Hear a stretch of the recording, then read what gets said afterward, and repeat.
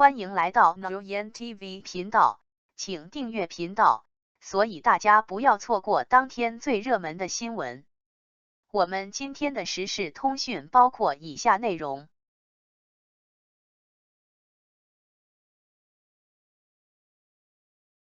乐华娱乐成也王一博，败也王一博。乐华娱乐的股价只有 1.39 港元了呀。1月16日，乐华娱乐02306 HK 股价 1.27 港元，市值11亿港元，股价大跌，截至当天收盘，股价一日下跌超 77%， 相较于早晨开盘已蒸发超30亿港元市值，股价闪崩，市场猜测纷纷。有市场声音认为，这或许与乐华娱乐经营太依赖王一博有关。不过，互联网产业资深投资人李先生告诉每日经济新闻记者，这并非个例。自去年开始，这1-2年上市的港股公司基本都经历了类似大跌。这类公司盘子小，流通股少，在解禁期来临时就会出现大变动。美经记者注意到，乐华娱乐上市即将满1周年，这意味着基石投资者的股份将在1月19日迎来解禁。乐华娱乐股价为何突然闪崩？当天，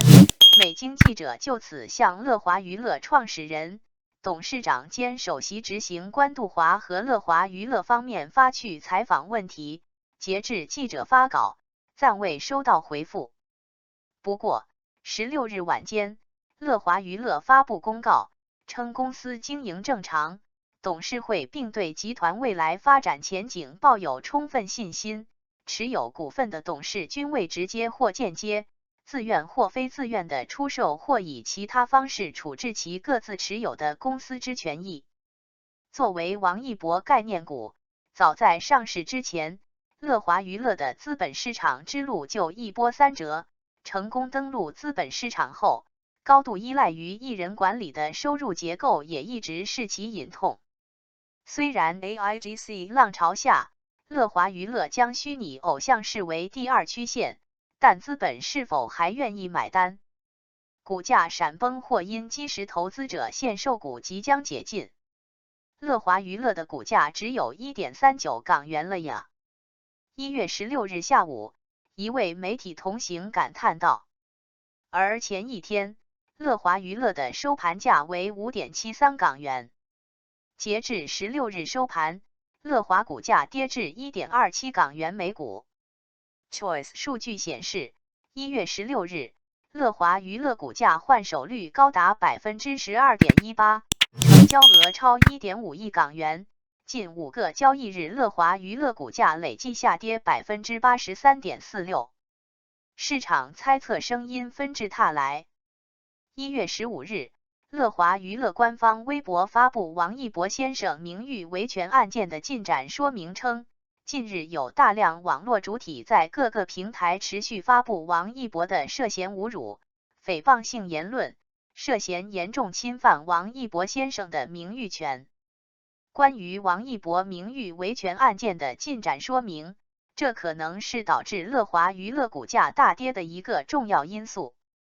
中娱智库创始人兼首席分析师高东旭在接受每日经济新闻采访时称，不过，李先生认为，如果只是因为王一博事件，股价不会跌这么多，这次一定不是业务层面的问题。在他看来，乐华娱乐股价闪崩在港股市场并非个例。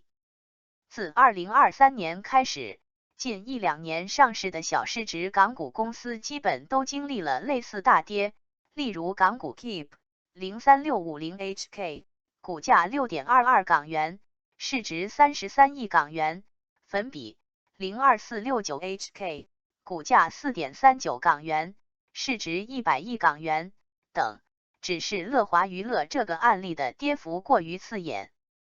Choice 数据显示，今年1月4日 ，Keep 股价当天跌幅超 34%， 粉笔股价在2023年6月19日至6月23日4个交易日跌幅均超 10%，其中6月21日股价跌幅超 38%。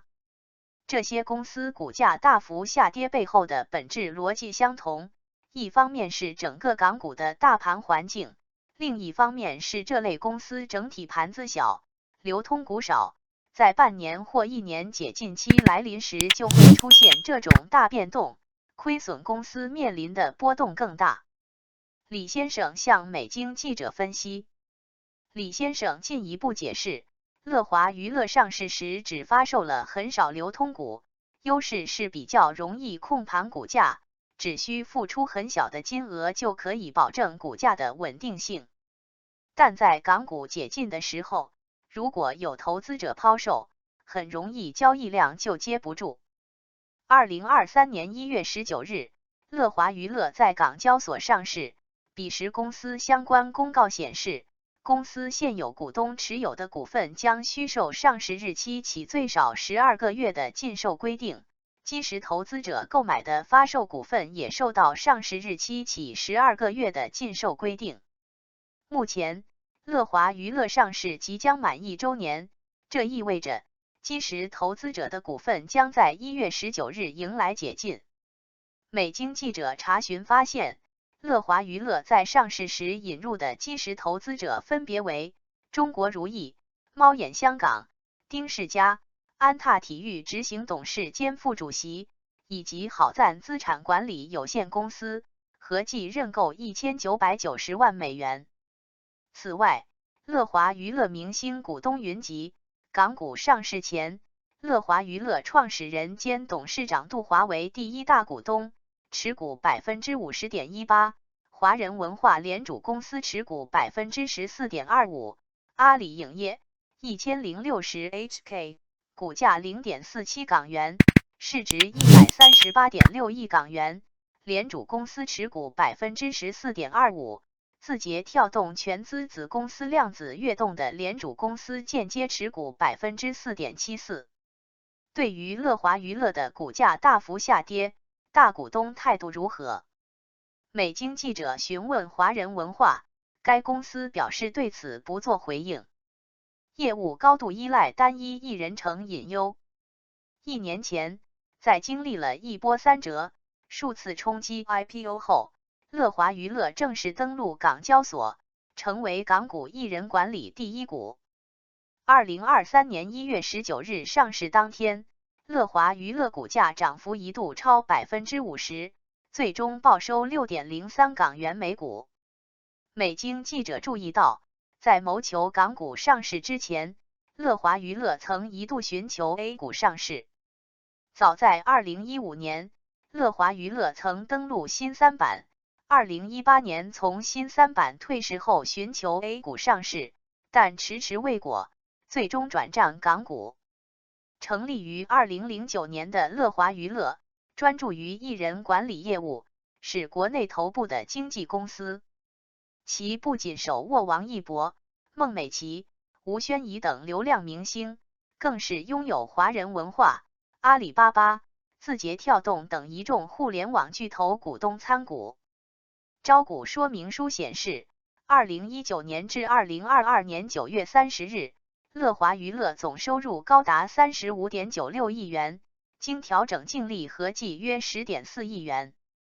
从毛利率来看，2019年至2021年，乐华娱乐的毛利率分别为 44.3%、53.5%、46.6%。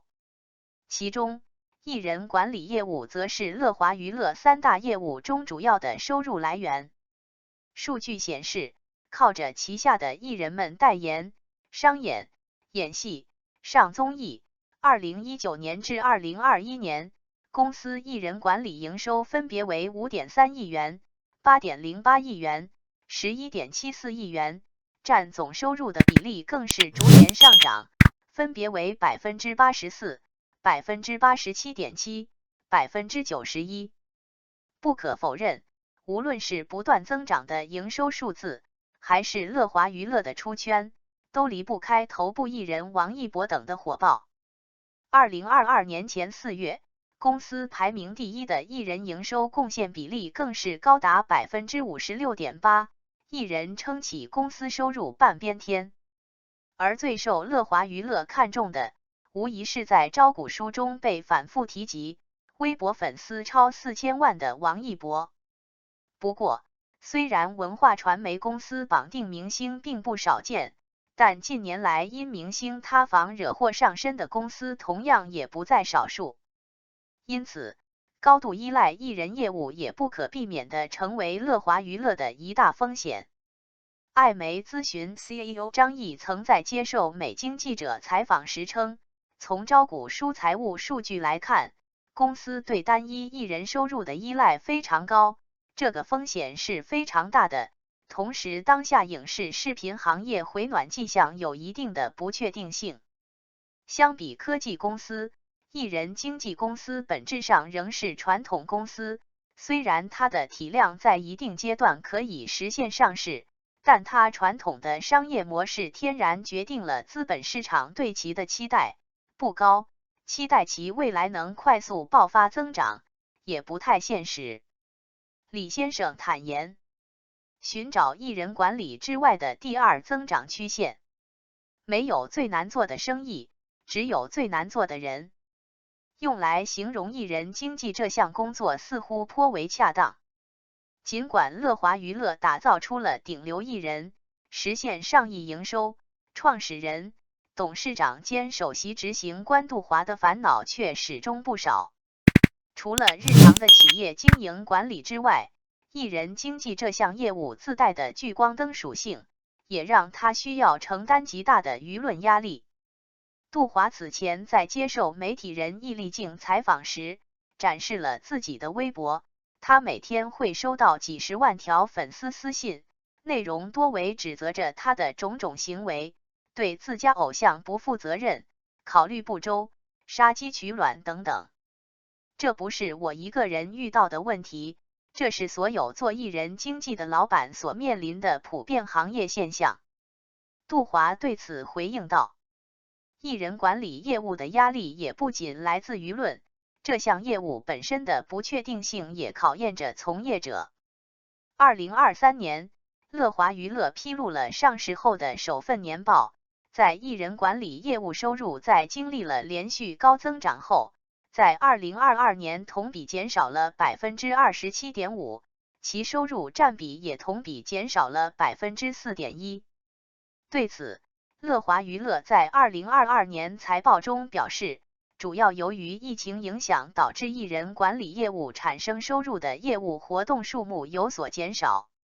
而据乐华娱乐2023年半年报，该公司艺人管理业务产生的收入同比上年同期减少 26.6%， 由 4.353 亿元降至 3.194 亿元。主要由于市况不佳，导致对签约艺人所提供服务的需求下降。乐华娱乐2023年半年报中并未透露王一博对该公司营收贡献的具体数字，但也提到王一博在多项热门作品中扮演重要角色，如电影《长空之王》无名。对于艺人合约问题，杜华在2022年接受新浪财经采访时表示，乐华大部分自主培养的艺人都已在续约。由于艺人从小在乐华体系和模式下培养成长，和公司的关系很好，对公司忠诚度很高，也有很深厚的感情。乐华模式不是在刻意打造顶流，而是在艺人管理储备上实现百花齐放和梯队式多元化发展。顶流的成就需要天时地利人和，包括自身业务能力是否过硬，作品是否得到市场认可，演艺规划是否可持续发展，否则就可能昙花一现。艺人管理业务同比下滑，乐华娱乐也开始试水虚拟偶像等数字产业内容，想要打造业务增长的第二曲线。乐华娱乐 CEO 杜华。图片来源：每日经济新闻资料图。在2023年6月，杜华出席每日经济新闻主办的论坛时，他也多次提到虚拟艺人，并称他的虚拟形象华华子替代他做了很多工作。其实半年前我就特别想把旗下艺人都做成数字人，但大家都反对，不知道做出来是什么样子，我自己就打了个样，做了个华华子出来，大家看了觉得非常有意思。感谢您观看视频。如果您觉得本时事通讯有用，请不要忘记点赞、评论和订阅。祝您生活愉快，充满活力。再见。